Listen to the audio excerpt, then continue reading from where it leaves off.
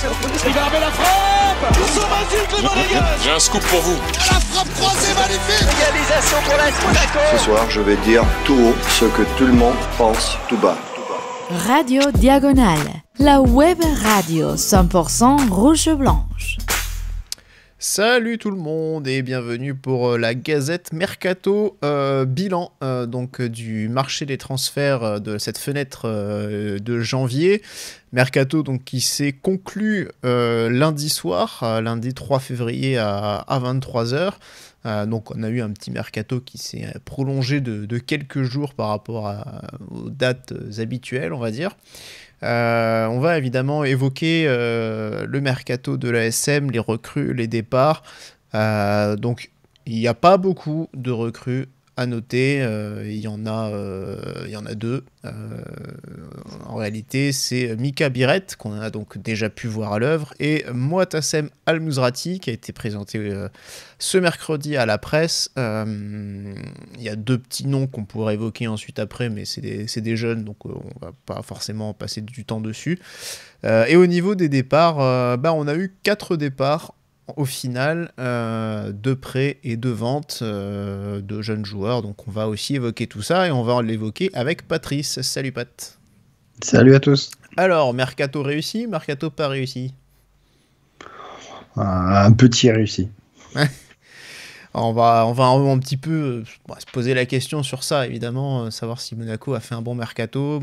Est-ce que Monaco a comblé ses principaux besoins ou non pour aborder cette deuxième partie de saison avec un peu plus de sérénité. Voilà, parce qu'on a un petit peu serré les dents quand même sur la fin de première moitié de saison avec toutes les blessures qui se sont enchaînées et un effectif qui aurait pu prédire trop court. Alors, les arrivées, évidemment, on va commencer par ça. Alors, Pat, je te propose qu'on enchaîne assez vite sur Mika Biret, en tout cas qu'on s'attarde pas vraiment dessus parce que c'est un joueur qui est arrivé, donc on l'a déjà vu à l'œuvre, on l'a déjà vu briller sous nos couleurs avec 4 buts, une passe décisive, donc décisif à 5 reprises en 3 matchs, si je dis pas de bêtises. Donc voilà, ça se pose là, un triplé contre Auxerre. Voilà, on aurait pu, malheureusement on n'a pas pu le faire parce que il y avait 8 matchs au total au mois de janvier, donc en fait on jouait quasiment tous les 3 jours et malheureusement c'est compliqué de caler des gazettes en plus quand on a 2 débriefs par semaine à essayer de caler, donc malheureusement on a dû faire l'impasse sur celui d'Auxerre. On n'a pas pu parler du triplé de Mika Biret, mais peut-être que justement on peut, en guise de débrief, analyse de cette recrue, même si on a déjà évidemment beaucoup discuté sur son profil, parler un petit peu de Mika Biret, qui est donc arrivé pour une somme de 13 millions d'euros plus 2 de bonus de Sturm Graz, sachant qu'il y aura aussi peut-être un pourcentage à la revente, et en tout cas que le Sturm Graz en a déjà eu un, déjà dû en donner un pour Arsenal, d'où il venait. Donc Mika Biret, une recrue qui séduit, on peut le dire, pour l'instant. C'est dur de faire la fine bouche avec les débuts qu'il fait, comme tu dis, 5 fois décisif, 4 buts, dont un triplé, et ça passe décisif sur le premier match. Donc on peut que être séduit pour l'instant par ce qu'il propose. Comme si, je sais pas si tu te rappelles qu'on avait fait le débrief de mémoire, c'était contre Reims, où du coup sur mon j'aime sur ce match-là, c'était justement son match. Où il avait fait une 50aine d'appels, qu'il n'avait jamais été servi, que j'avais râlé sur nos milieux qui ne levaient pas la tête, qui ne le voyaient pas, et j'avais dit, quand ils vont commencer à comprendre comment il joue, qu'ils vont lever la tête et qu'ils vont lui donner des ballons, ça va être intéressant, et du coup c'est exactement ce qui s'est passé contre Auxerre. Ils l'ont trouvé beaucoup plus facilement. Après, la difficulté, c'est aussi quand les adversaires comprendront comment ils jouent, qui sauront qu'il faut s'en méfier. Et là, je pense que vraiment, à mon avis, là, vendredi, on joue contre le PSG, et je pense qu'on va pas s'amuser dans tous les cas. Donc, on va peut-être mettre ce match un petit peu à part, mais le suivant qui sera contre Nantes, je fais abstraction de Benfica parce que c'est la Ligue des Champions et que bon, c'est un autre niveau, c'est un domaine c'est encore à part aussi, mais voilà, quand on reviendra au train-train de la Ligue 1 avec des équipes plus moyennes, donc ce sera le cas avec Nantes pour la journée suivante ensuite en Ligue 1, on verra un petit peu aussi quelles mesures ils prendront contre Mika Biret, parce que là, je pense qu'ils ont compris avec un triplé, ils ont vu ce qu'il était capable de faire, ses appels, comment il jouait. Donc voilà, ils vont l'analyser. Cette analyse va forcément donner une réaction et une organisation de la part des équipes adverses. Donc voilà. Et pour l'instant, en tout cas, nous on est contents, évidemment, forcément, puisque ce triplé magnifique contre Auxerre, 3 buts en plus totalement différents, en plus, j'ai envie de dire. Ouais, sur des situations différentes, que ce soit en renard, en attaquant. Donc, non, très intéressant. Là, surtout là où je voulais en venir, en fait, c'est que ça apporte de la variété à notre attaque. Et c'est tout ça qui est important, c'est de pouvoir voir autre chose que ce que nous proposent les autres attaquants qu'on a. Et donc d'avoir différents registres et de pouvoir mieux s'adapter aussi à la défense ou à l'adversaire qu'on peut avoir. Pouvoir faire des changements au cours de match qui apportent vraiment des changements et pas faire un poste pour poste qui apporterait rien. D'ailleurs, dans ce débrief-là, on avait aussi s'était posé la question de savoir est-ce que c'était complémentaire Mbolo et Biret. Pour ma part, j'avais dit je ne pense pas, je le vois plus complémentaire avec un Balogun et à la rigueur Ilikina. Bon, en tout cas, pour l'instant, ça donne un peu d'or parce que ça a plutôt bien marché les deux sur la deuxième mi-temps. Ouais, on rappelle, c'était Hutter avait fait 3 changements sur cette mi-temps contre Auxerre. Alors peut-être que le changement Golovin-Mbolo était peut-être pas un changement que Hutter souhaitait faire au départ, mais il est sorti avec une poche de glace sur la cheville droite. On sait maintenant que depuis le début de la saison, il est emmerdé par cette cheville, qu'il a des douleurs récurrentes et que voilà, là il a pas voulu forcer avec lui sur le terrain, donc il a fait ce changement-là. Peut-être que c'était pas un changement qu'il aurait fait en temps normal si Golovin se sentait bien, ou en tout cas n'avait pas de douleur. Maintenant, comme je t'avais dit, je crois qu'on en avait parlé à l'époque, Hutter avait dit oui, je pense qu'ils peuvent bien s'entendre, en tout cas ça marcherait mieux qu'avec Mbolo et Linikena qui ont eux à peu près le même profil. Du coup, ce qui peut laisser penser aussi que un Biret pourra aussi bien s'accorder avec un Linikena. Qui était de retour à l'entraînement apparemment, donc peut-être sera-t-il dans le groupe pour le PSG, on verra bien. Et puis je pense qu'après c'est vrai qu'on a tous sans doute envie de voir ce que pourrait donner aussi l'association Biret-Balogun, puisque là on nous a un petit peu promis je veux pas dire monts et merveilles, mais il y a quelques petites promesses avec d'anciennes vidéos qui sont sorties de leur époque où ils jouaient ensemble à Arsenal. Il y a il semble-t-il une connexion entre les deux déjà, une connivence et une connaissance aussi surtout, donc peut-être qu'ils joueront ensemble quand ils reviendront aussi et que peut-être ça fonctionnera bien, on verra bien, mais en tout cas comme tu l'as souligné, ce qui est important c'est le côté option qu'il apporte, l'option supplémentaire qu'il peut apporter au jeu de l'équipe. Et voilà, une bonne qualité devant le but. On avait peut-être eu quelques doutes entre guillemets contre Rennes où il avait eu du mal à marquer, mais là voilà, 3 occasions, 3 buts, et encore une fois 3 buts très différents avec une palette à chaque fois qui montre en tout cas une palette plutôt large. C'est lui qui met le but hors jeu ou pas? Parce que j'ai pas vu le match. Parce qu'il y a un but qui est annulé pour un hors jeu qui a pris inexistant. Ou c'est Kliouche ou c'est Kliouche qui fait la passe. Non, c'est Minamino. C'est pas un but hors jeu, c'est un but avec une faute de Minamino, d'Akliouche, coup de coude sur Jubal. Okay. Après, je suis en train de me demander s'il n'y a pas eu un autre but hors jeu qui a été refusé, mais il me semble pas. Enfin, non, sinon c'est ce but-là, but refusé pour autre chose. Voilà, donc on va pas forcément parler beaucoup plus de Mika Biret parce que évidemment, on a le... Non, il y a eu un but hors jeu pour Auxerre. Avec Perrin. C'est celui-là qui a été refusé. On a l'autre recrue qu'on attendait vraiment tous. Moatassem Al-Mouzrati, donc joueur libyen, premier libyen à Monaco, premier libyen en Ligue 1 tout court d'ailleurs, donc c'est un petit événement, donc qui nous provient de Beşiktaş, le club turc qu'il a rejoint l'été dernier. Il arrive en prêt, donc alors apparemment c'est un prêt payant, 1 million d'euros. Monaco prend en charge tout le salaire, donc peut-être que c'est l'équivalent justement de ce million d'euros. et une option d'achat qui serait alors un petit peu plus basse que ce qui avait été annoncé en premier lieu. Ça parlait de 11 millions d'euros, et finalement, d'après l'équipe, sur les dernières infos, c'était plutôt 8 millions d'euros, donc ce qui, a priori, pour un joueur de 28 ans, peut ressembler à une bonne affaire. En tout cas, si elle est levée en fin d'année. Il n'y a pas d'obligation d'achat, ça c'est visiblement important aussi. Alors je sais pas s'il y a des clauses qui font sur un certain nombre de matchs, à partir de là qu'elle est automatiquement levée ou pas, mais en tout cas il n'y a pas d'obligation d'achat, enfin ça fait pas office d'obligation d'achat comme par exemple un Jacobs à Galatasaray, où là voilà, c'est acté qu'à la fin de la saison l'option d'achat est levée. Alors Al-Musrati, peut-être les plus anciens, pas tant que ça non plus, s'en souviendront, mais ça va.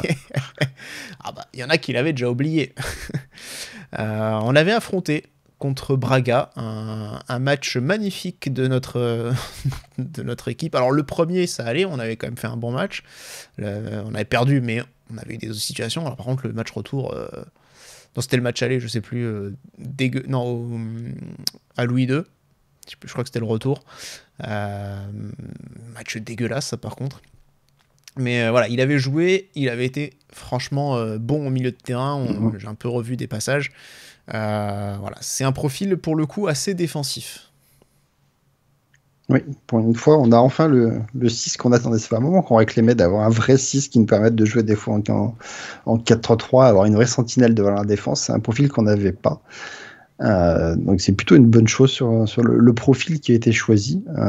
Puisqu'on on a un joueur qui joue actuellement, qui n'arrive pas parce que du coup il est sur le banc, parce qu'il est fâché avec son club, qui joue pas, donc on n'a pas besoin de période d'adaptation, il faut qu'il retrouve le rythme et tout. Là il est disponible tout de suite, et surtout il a un profil qui est plutôt similaire à celui de Camara pour moi, ce qui fait que c'est bien, parce que du coup si on avait encore le même profil que Zakaria avec Magassa, ça aurait été un peu compliqué. Alors du coup, lui, il trouve assez... Hutter l'a trouvé assez différent des profils. Ah bah après, comme j'ai dit, c'est un 6, donc clairement c'est différent de Zakaria. Mais je parlais sur un milieu à 2. Je pense qu'il serait plus complémentaire avec Zakaria qu'avec Camara. Est-ce qu'il ferait 2 bonnes doublettes avec Magassa, quoi.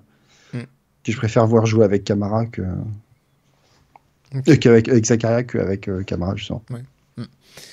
Alors Al-Musrati en tout cas, donc on a un petit peu, enfin Hutter a un petit peu parlé de son profil en conférence de presse, notamment voilà, sur le côté sentinelle, mais il a aussi, ce qu'il a insisté, c'est sur la qualité de passe dans le jeu court, et aussi sur les longs ballons, d'être capable de faire des transversales, des changements de direction, des changements d'aile plutôt. Voilà, c'est quelque chose que lui-même aussi, le joueur, a dit. Il aime bien aller de l'avant, mais il aime bien faire ces changements d'aile. Et c'est vrai que en revoyant le match aussi contre Braga, c'est vrai que c'est quelque chose qu'il a pu faire de manière plutôt bonne pour le coup.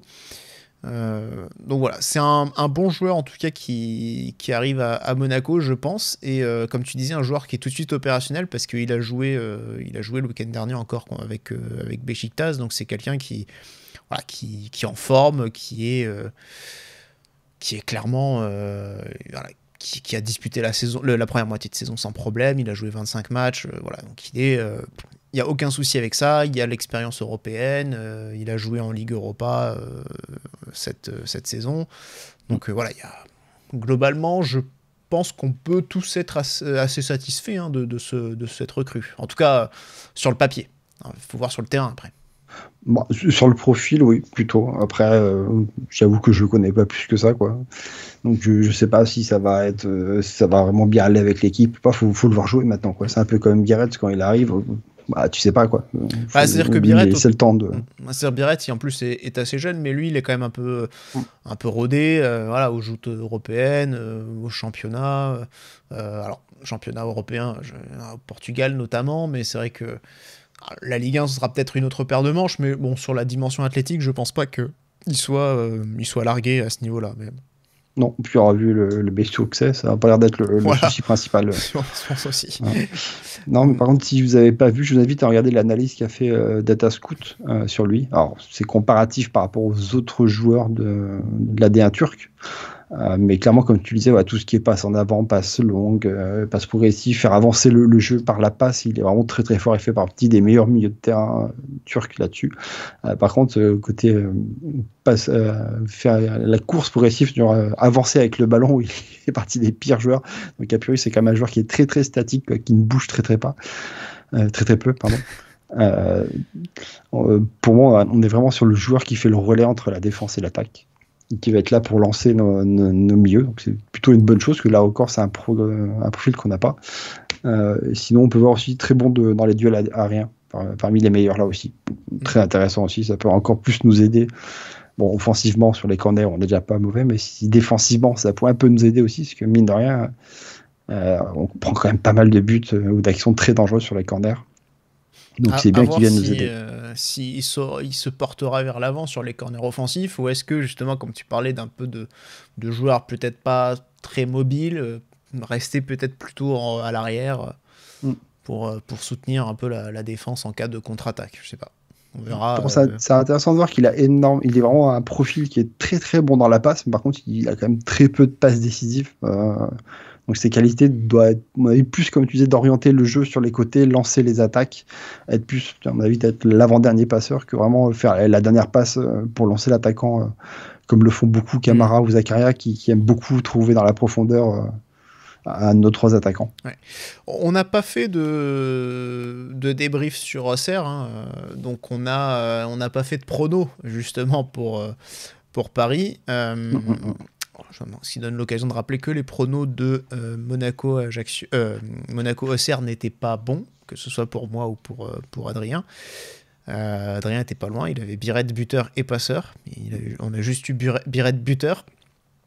Mais du coup, ça donne l'occasion, on pourra faire éventuellement nos pronos pour Paris. Et moi, je vais déjà lâcher le mien, comme ça c'est fait. Il rentre à la mi-temps. Voilà. Je pense qu'on le verra. En tout cas, il est prêt à jouer. Lui, il a dit je suis prêt à jouer, sans doute. Hutter a dit il est prêt à jouer aussi, pas de problème. Je pense pas qu'il soit titulaire, mais je vais avoir le prono inverse de toi. Pour moi, il est titulaire. Pour moi, si on veut faire quelque chose à Paris, il faut un milieu à 3. Là, il fait 2 matchs qu'on joue contre eux, qu'on se fait complètement bouffer au milieu. C'est vrai qu'à chaque fois, on n'a pas... On a 4 milieux disponibles, donc tu peux te permettre d'en mettre 3 sur le terrain et d'avoir Magassa sur le banc. Après, ce sera peut-être un milieu à 3 avec Magassa et lui en remplaçant. Ça pourrait marcher aussi. Mais pour moi, il faut identifier notre milieu de terrain, surtout si Golovin ne peut pas être dans ce milieu de terrain. Ouais, à voir aussi ce que pourra proposer. Alors c'est vrai que là, on dévie complètement de la Gazette du Mercato, c'est pas grave, mais je pense qu'on nous en voudra pas trop. Mais c'est vrai que si on regarde ce qu'on a proposé le match aller contre Paris, on était en 4-4-2. Si on 4-2-3-1, 4-4-2, mais avec un Ben Seguir finalement qui était assez haut, un peu plus comme deuxième attaquant. Le deuxième match, Trophée des Champions, on était en pur 4-2-3-1. C'est vrai que là, on pourrait potentiellement surprendre Paris avec toute autre chose, à savoir soit un 4-3-3, c'est ce que j'ai vu que tu avais posté ça, donc peut-être ça peut être une idée. Ça peut être à nouveau un 4-4-2, et du coup avec 2 joueurs nouveaux qu'on n'avait pas lors des 2 précédents matchs contre Paris, donc Biret et El Musrati au milieu par exemple, mais sachant que cette paire aussi Mbolo-Biret a bien plu a bien fonctionné et que du coup elle peut faire mal aussi aux défenses adverses, c'est pas impossible qu'on puisse partir sur quelque chose d'un petit peu nouveau, un petit peu différent, et donc ton prono d'avoir par exemple un Al-Musrati titulaire, c'est clair que c'est quelque chose, c'est une belle cote, je pense. Je pense que c'est oui, pareil avec ça, soit il tente la défense à 5, mais j'y crois pas du tout du fait qu'on ait trop d'absence. En fait, si tu t'alignes les 5 défenseurs, t'as plus que Ouattara en fait sur le banc. Ouais.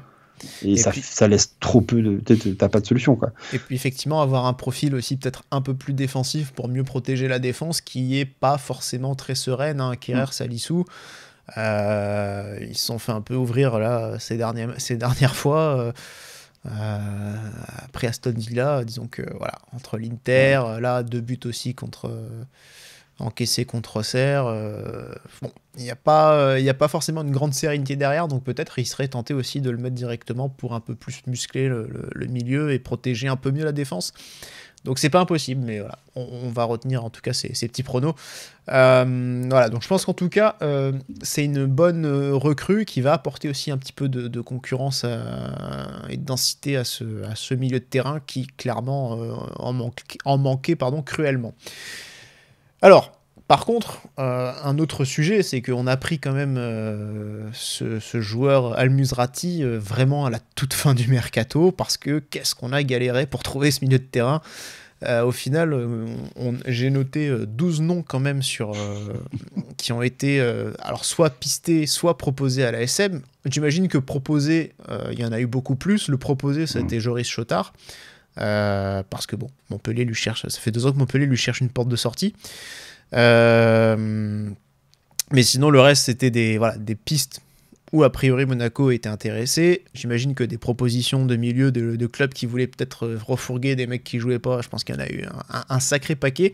Mais c'est vrai que sinon on peut quand même parler de El Ainaoui qui avait été cité, d'Amadou Koné, le Rémois, de Banzouzi, d'Alvarez, de Wijnaldum, de Ndidi, Dina Ebimbe qui aurait dû signer. Alors c'est vrai qu'on pourra se poser la question quand même sur Dina Ebimbe qui a loupé sa visite médicale à cause d'une gêne au mollet. Visiblement, c'était pas grand-chose, mais bon, voilà, c'est un mec qui a toujours pas repris l'entraînement avec le groupe, avec l'équipe. Ça fait 2 mois qu'il est blessé, quoi. Et ça fait 3 mois qu'il joue pas. Donc, je vois pas l'intérêt. En tout cas, ça n'avait pas d'intérêt. Donc, mais pourquoi on est allé dessus? Ça, c'est l'autre question, parce qu'en plus, c'est pas du tout le même profil qu'Al-Musrati. Chukwuemeka, Bellegarde, Adrien Silva et le dernier, last but not least, Jordan Henderson, donc international anglais, ancien capitaine de Liverpool, aujourd'hui à l'Ajax Amsterdam, capitaine même de l'Ajax Amsterdam, milieu de 34 ans, grosse expérience, forcément. Je vois ce nom-là, pour moi ça coche les cases, je me dis c'est parfait quoi. Alors, au même titre que j'ai un peu du mal à comprendre pourquoi Besiktas lâche Al-Musrati, alors que c'est un joueur qui est titulaire chez eux et que il a encore des choses à jouer. Quelques petites difficultés. Ouais, problème d'argent, je pense, c'est ça. Le premier truc quand je vois la rumeur sur Anderson, c'est pourquoi l'Ajax lâcherait son capitaine titulaire qui n'a pas de défaut particulier comme ça, en le prêtant en plus à l'AS Monaco, quoi. J'ai vraiment du mal à comprendre le pourquoi. Après, je crois que lui aussi, il n'a pas dû comprendre pourquoi, visiblement. J'aurais pris aussi. Il y a un gros imbroglio autour de son cas. Ça parlait de grève, ça parlait de joueurs qui veulent partir, de joueurs qui refusent de porter le brassard en Ligue Europa contre Galatasaray, de joueurs qui ne célèbrent pas le but de son équipe, justement dans ce même match. Qui simule une blessure, qui sort sur blessure à la 70e et qui applaudit le public comme si c'était ses adieux. Les médias néerlandais s'emballent, il fait pression visiblement pour partir libre. En fait, c'est pas vrai. Finalement, l'Ajax veut le céder à 2 millions d'euros. Et puis après, il se met ça a été un bordel. Autant dire que je pense que même nous, on sait pas trop exactement ce qui s'est passé. Ça a été un sacré foutoir cette histoire et est venue la mise au point en conférence de presse avec au passage quelques tartes et règlements de compte avec les médias néerlandais notamment de la part d'Henderson. On a mis en cause mon professionnalisme, j'ai une femme et des enfants, voilà, on me fait passer pour je ne sais quoi. Toujours est-il qu'il reconnaît peut-être que Monaco pouvait être intéressant, qu'il pouvait y avoir une offre, que l'Ajax peut-être a voulu le vendre dans la mesure où ils ont réclamé visiblement de l'argent, mais que lui sait ce qui s'est passé et que à un moment donné ils se sont mis autour de la table, ils se sont engueulés 10 minutes, ils ont discuté et puis ils se sont dit on continue l'aventure jusqu'à la fin. Donc voilà, fin du dossier Henderson, mais sacré bordel, sacré foutoir. En tout cas, sur le papier, moi, ça m'aurait beaucoup plu. Même si aujourd'hui, à 34 ans, forcément, c'est pas un joueur d'avenir ou quoi. Ou en tout cas, comme Al-Musrati, tu peux encore tirer sans doute un peu plus d'années qu'Henderson, qui est là, pour le coup, vraiment sur la fin. C'est un Fabregas plus, quoi. Parce que, beaucoup plus apte que Fabregas l'été quand il vient chez nous, quoi. Oui. T'as l'expérience et t'as un joueur en plus qui, pendant les 2 saisons qui suivent, là, cette saison plus la prochaine, tu sais qu'il est quand même très apte, quoi. Genre, il joue à l'Ajax, hein. Il est titulaire capitaine, tu vois, genre, donc il joue pas dans un petit club, quoi. Après, est-ce que Monaco aurait été capable de mettre ces 2 millions d'euros réclamés par l'Ajax ? Parce que là, du coup, l'Ajax aurait accepté de le laisser partir. Là, c'est moins sûr, et c'est aussi la question pour laquelle Monaco s'est engagé avec Al-Musrati sur un prêt. C'est que au niveau des finances, ça va pas fort non plus, quoi. En tout cas, ça c'est une certitude. Enfin, sans être en difficulté, clairement, il y a une volonté de ne pas se mettre dans le rouge, et ça, Thiago Scuro l'a bien rappelé à la présentation là aujourd'hui. Il a dit on a des engagements vis-à-vis du fair play financier, vis-à-vis de la DNCG, donc en fait, on ne peut pas faire n'importe quoi. Donc, en disant qu'on a des engagements, on dit surtout qu'on n'a pas le pognon à dépenser. Voilà. Et c'est clairement ça. On va prendre le salaire en charge du joueur, qui sera en plus... il n'y aura pas d'impôt dessus, mais pas plus, quoi. Voilà. Après, tu fais pas un recrutement estival très onéreux, t'as fait une économie énorme sur le salaire de Ben Yedder, t'as des revenus monstrueux de la Ligue des Champions, t'arrives pas à sortir 2 millions pour recruter un milieu de terrain correct? Quand même, 2 millions par là. On n'est pas en train de dire qu'on va recruter un joueur à 20-25, hein. Non, mais visiblement, voilà, ça a l'air compliqué. Je sais que c'est très compliqué à Monaco, parce que du coup, il y a peu de revenus quand même qui arrivent. Mais là, c'est pas cette année-là qu'il faut se plaindre, quoi. Mais encore une fois, enfin, ce qu'on moi on m'avait dit, c'est que globalement, en fait, on aurait dû prendre un attaquant en prêt au départ, puisqu'on rappelle que Balogun est blessé jusqu'au mois de mars-avril, à peu près, on va dire. Et que donc l'attaquant, c'était clairement l'idée de prendre une solution à court terme. L'autre idée, c'était vraiment d'acheter un milieu de terrain, et c'est là où il y a un nom qui avait été qui m'a été donné, qui était celui de Banzuzi, et qui était vraiment d'acheter Banzuzi. Sauf que l'opportunité Biret s'est présentée, et que Monaco est allé sur Biret, et derrière le pognon qui devait servir à acheter un milieu de terrain, il n'y en avait plus, parce que tout a été mis sur Biret. Donc derrière, Banzuzi, il est resté où il est. Et derrière, il n'y a plus du coup d'argent pour acheter le milieu. Donc du coup, un prêt. Voilà. Maintenant, après, moi, je ne connais pas l'état des finances de la SM dans le détail, évidemment. J'ai pas les yeux sur la compta.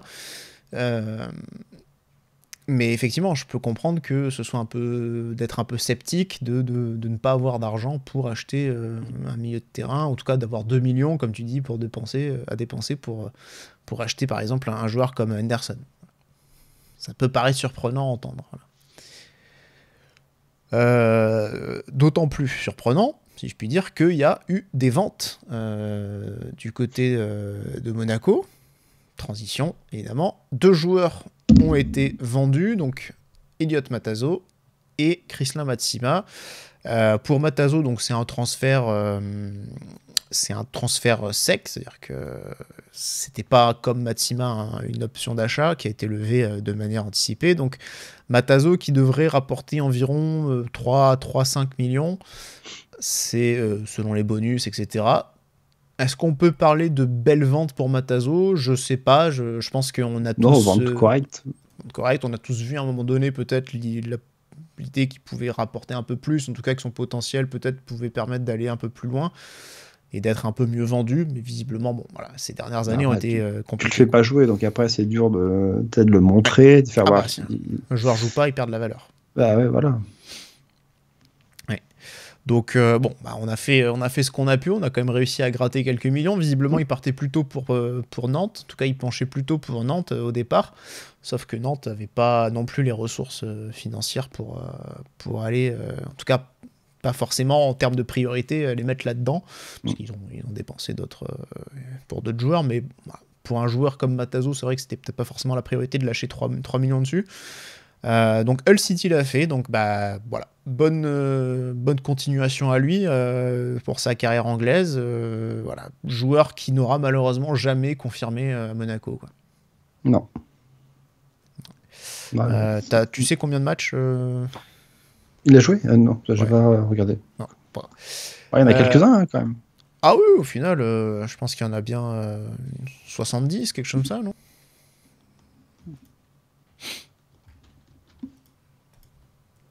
Ça me paraît beaucoup quand même, 70. Soixantaine, peut-être? Après, c'est vrai que ça fait un moment qu'il a depuis qu'il est jeune et qu'il fait beaucoup d'entrées en jeu. Il va jouer 2-3 Eh bien, il y en a eu minutes, à chaque fois. 84, voilà. Ouais, quand même. Ouais. Ah, mine de rien. Ça fait longtemps qu'il est là. 84. La première, alors là, la transition est encore plus belle. La première était en septembre 2020 contre Strasbourg. Et tu sais qui a également fait sa première ce jour-là? Diop. Non, Magassa. Krislin Matsima. Krislin Ah, Matsima, Matsima. donc, qui est lui aussi parti. Ah oui, non, mais c'est beau, c'est beau. On rappelle, match arbitré par Jérémy Pignard, 2 expulsés dans ta gueule. Voilà. Ouais, classique. Voilà, donc en fait on fait rentrer Matsima et Matazo. Donc Matsima, lui qui s'est engagé, alors lui pour le coup il joue à Augsbourg depuis le début de la saison, il était prêté là-bas avec cette option d'achat donc, et ça se passe plutôt très bien pour lui en Bundesliga pour l'instant puisqu'il est, il est titulaire à quasiment, il est titulaire à tous les matchs même. Tous les matchs. Ouais, et il joue 90 minutes donc voilà, bah lui il a pris un petit peu de valeur forcément par rapport à un joueur comme Matazo qui forcément a un petit peu lui perdu. Et donc là on parle de 6,5 millions pour la vente, bonus compris, et un petit pourcentage à la revente de 15%. Donc voilà, c'est pour le coup, là on peut vraiment le dire, une belle vente. Pour un joueur qu'on retrouvera à Dortmund ou au Bayern dans quelques années, qui finira au PSG, ouais, classique quoi. Il remplacera Konaté au Bayern. Pardon. Merde, j'ai dit. Pierre me corrigera. Mais non, c'est une belle vente pour le coup. Et contrairement à Matazo, Matsima, c'est un joueur sur lequel, par contre, là, on n'avait pas trop d'espoir. Enfin, on croyait pas vraiment en lui, on va pas se mentir. Hein. Non, puis après, on est déjà bien équipé au poste de défenseur central. Donc, le garder au club, ça aurait été encore le faire jouer que des bouts de match.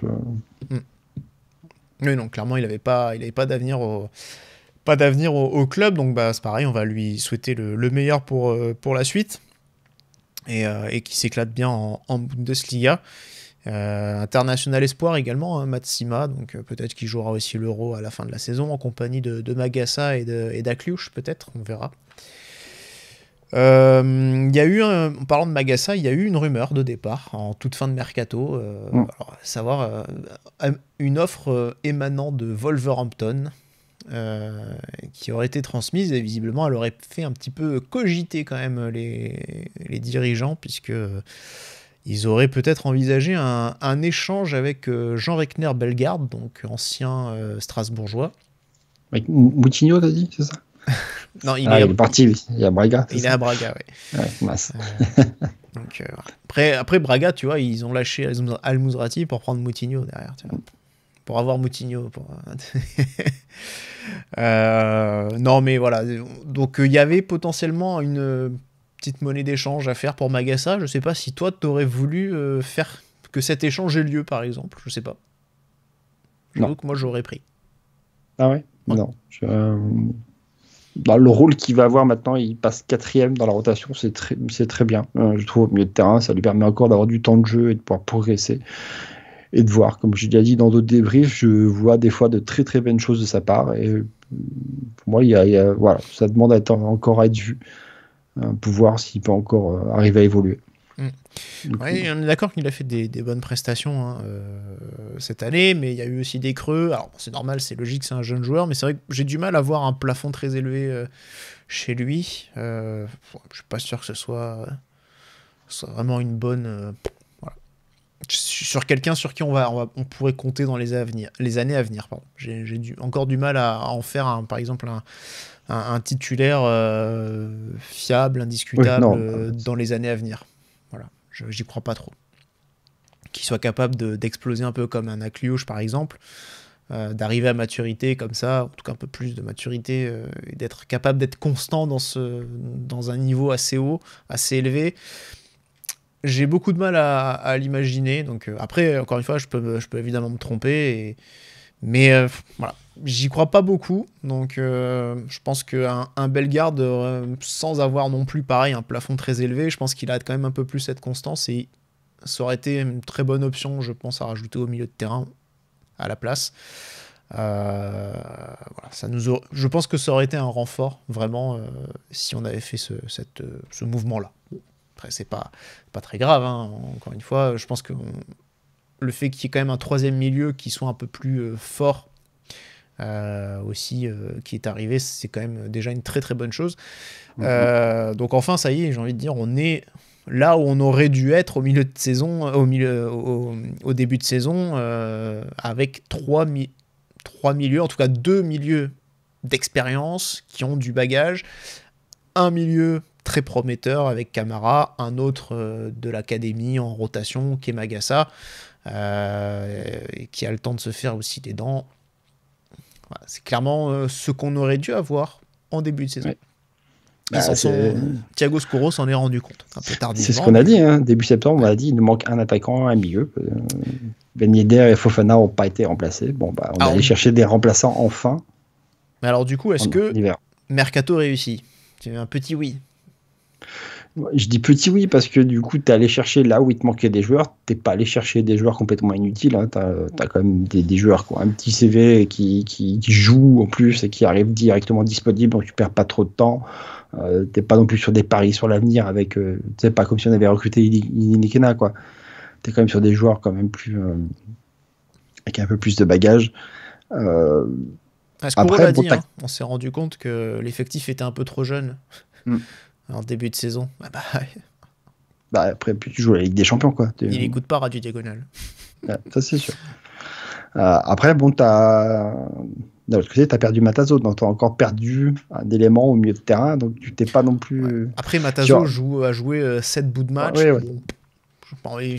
Enfin, c'est même pas la rotation. D'un autre côté, tu récupères Koulibaly, qui revient là cette fois-ci sûr de sa blessure, donc qui fait le complément, qui fait le cinquième milieu de terrain que tu as besoin. Sachant que Diop, c'est toujours pas sorti de sa blessure. Parce que du coup, il était revenu, mais a priori, il a toujours des problèmes. Et du coup, il est reparti à l'infirmerie.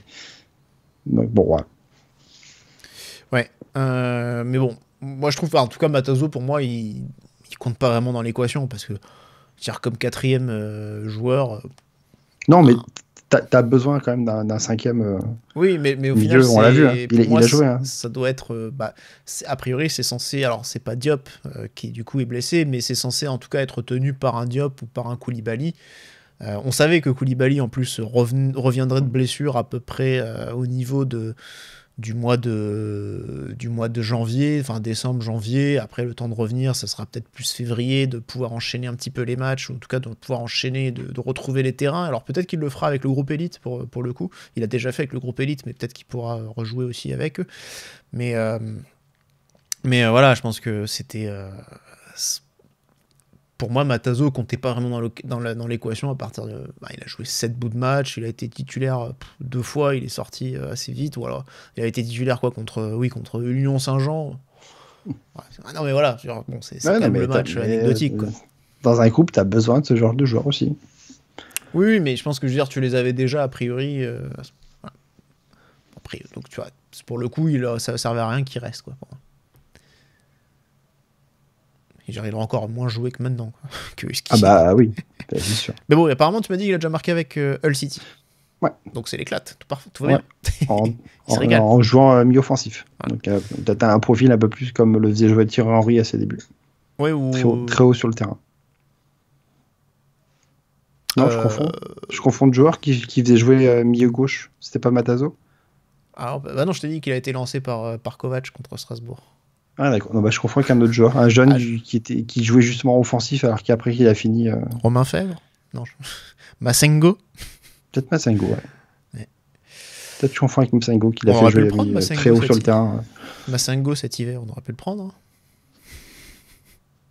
Bon, on a bien vu contre Auxerre. Quoi. Ça aurait fait plaisir à Boris. Mais enfin voilà, donc bon. Si Matazo s'éclate à Hull City... tant mieux pour lui du coup. Voilà, donc moi je trouve en tout cas que c'est plutôt réussi. Les deux deux profils dont on avait besoin, à savoir un attaquant déjà qui soit vraiment plus, en tout cas meilleur dans la surface de réparation. Je pense qu'on l'a. Milieu de terrain expérimenté, récupérateur, assez solide, on l'a aussi. Après, évidemment, des blessures, il y en a toujours, donc ça fait qu'on peut être ric-rac, mais le problème, c'est qu'on l'était parce qu'on n'avait pas ces renforts-là pendant la première moitié de saison. Alors que là, forcément, tu peux te dire, ok, il peut y avoir des blessures, mais on a 2 bonhommes en plus qui vont nous aider aussi, voilà, forcément. C'est sûr que là, quand t'as pas Biret et que t'as pas Al-Musrati et que derrière t'as Zakaria blessé et Ilenikina blessé, bah là oui, effectivement, t'es dans la merde, forcément. C'est logique. Donc, bon. Moi, je trouve qu'en tout cas, avec ces 2 recrues-là, on a déjà corrigé pour une bonne part les manques qu'on avait relevés au mercato d'été. Et donc, c'est une très bonne chose, à mon sens. Voilà. Donc, je suis satisfait de ce mercato. Pour terminer, Pat, du coup, on va tirer un petit mot sur les autres joueurs qui sont partis ou arrivés ou revenus. On a Vali Konaté qui a été transféré, alors officiellement transféré sur cette fenêtre-là, sans doute parce qu'il n'avait pas encore 18 ans à l'époque. Il nous vient du RC Abidjan, mais il était déjà là depuis cet été, en fait, apparemment. Il avait déjà joué avec le groupe élite, en plus. Donc c'était un latéral gauche. Je ne sais pas du tout pour combien il a été transféré. Ça, on ne saura peut-être jamais. Mais voilà, ça a été officialisé là maintenant. Et on a Richie Valmé aussi qui est revenu, donc lui défenseur central, est revenu de son prêt à Annecy, qui était effectivement blessé à un problème à un ménisque, et probablement saison terminée pour lui, donc voilà. Ouais. Et au niveau des départs, on a 2 autres départs. Alors le premier, c'est Nazim Babaï, qui a été prêté au club de Villefranche-Beaujolais, donc il finira la saison en national, mais plus anecdotique forcément, parce que on sait que sa chance, je pense, elle est passée. Par contre, il y en a un qui l'aura peut-être dans les prochaines années, peut-être à partir même de la saison prochaine, c'est Johan Tincresse, petit prêt qui est intervenu au tout dernier moment, toute fin du mercato, prêté à Amiens en Ligue 2. Donc voilà. Plutôt une bonne chose, hein. Les deux, parce que ces 2 joueurs sont très prometteurs, on parle beaucoup, en tout cas pour ceux qui suivent les groupes élites. Donc c'est bien qu'ils aient du temps de jeu dans un niveau plus haut que le groupe élite, bien que maintenant avec la nouvelle formule, quand tu rencontres des jeunes équipes un peu de très haut calibre, je ne sais pas forcément si le national ce sera plus élevé, quoi. Mais au moins c'est plus régulier, parce que quand même les matchs du groupe élite c'est quand même assez éloigné, je trouve. Moi là c'est ils vont vivre la vie d'un groupe pro en jouant régulièrement, avoir du coup s'ils arrivent à s'intégrer, avoir du temps de jeu, parce que c'est pas non plus garanti. Mais non, c'est toujours bien qu'on arrive à prêter des jeunes comme ça. Ouais. Tincresse qui a été prolongé par la même occasion jusqu'en 2028 d'une saison. Mais oui, en tout cas, Amiens qui est 10e au classement en Ligue 2, donc a priori ça navigue un peu ventre mou. On peut imaginer, au moins espérer qu'il aura des opportunités de se montrer, surtout que Amiens n'est pas énormément fourni en attaque. Je crois qu'ils ont pris un mec de Metz en prêt aussi là, dans les derniers instants du mercato, un très jeune joueur, pareil, une vingtaine d'années. Voilà. Mais c'est vrai qu'ils ont plutôt tendance, je crois, à jouer en 4-2-3-1, donc avec une seule pointe, donc à voir si il arrivera à gagner un peu du temps de jeu, mais c'est vrai qu'ils n'ont pas non plus énormément de monde à ce poste, et c'est une équipe assez jeune globalement. Donc on verra bien s'il arrive à s'imposer. J'ai déjà noté le rendez-vous autour du 7 mars pour un petit Red Star Amiens. Si jamais... on verra, hein, s'il a un peu de temps de jeu, s'il joue d'ici là, il y a 5 matchs avant qu'ils viennent, 4 ou 5 matchs avant. On va voir s'il arrive un petit peu à gratter quelques minutes et peut-être essayer d'aller voir ça en direct, on va dire. Donc voilà ce qu'on pouvait dire. Moi j'irais pas voir Babaï, hein, par contre, si c'est à côté de chez moi. Tu pourrais faire un effort quand même. Déjà que Adrien, pseudo-supporter d'Annecy, là, enfin je sais pas, des fois il nous vendait Annecy, là, il n'est pas allé une seule fois voir Richie Valmé. Hein. Voilà. Bon, bref. Donc en tout cas, voilà ce qu'on pouvait dire sur ce mercato hivernal 2024-2025. Donc assez peu de mouvements, mais bon, en même temps c'est logique. Hein. Déjà, on n'est pas le Stade Rennais, on n'est pas l'Olympique de Marseille, et on n'avait pas forcément besoin non plus de faire 15 000... Le PSG pour lâcher 70 000 € sur un mercato. Aussi, oui, par exemple. Mais bon, Rennes ne fausse pas l'équité du championnat, que ce soit dit. Il n'y a que Monaco. Voilà. Bon, voilà, en tout cas, nous, ce qu'on pouvait dire sur ce mercato, bilan, donc voilà, c'est rapide, il n'y a pas grand-chose, pas beaucoup non plus de choses à annoncer sur cette fenêtre-là. Donc voilà, on va en rester là, évidemment. Et puis, on va vous donner rendez-vous pour le débrief du prochain match. Donc, vendredi, 21h05, Paris-Monaco. Donc, a priori, on se retrouvera à combien ? 15 points du PSG demain ? Vendredi, pardon. Ouais, c'est pas le PSG qu'on regarde maintenant. Ouais, non, je sais. On est à 13 points. On est à 13 points, donc a priori, ça en fera 16. On sait jamais. On est un peu chez nous au parc. Beaucoup moins ces dernières années, quand même. Ouais, c'est sûr que... Donc voilà, en tout cas, ce sera l'occasion de faire un débrief. Et puis ensuite, évidemment, il y aura ce barrage qui va venir très très vite contre Benfica. La revanche. Voilà. Et information évidemment importante, puisque les deux joueurs, donc les deux recrues, Al Musrati et Biret, seront qualifiés pour ce barrage.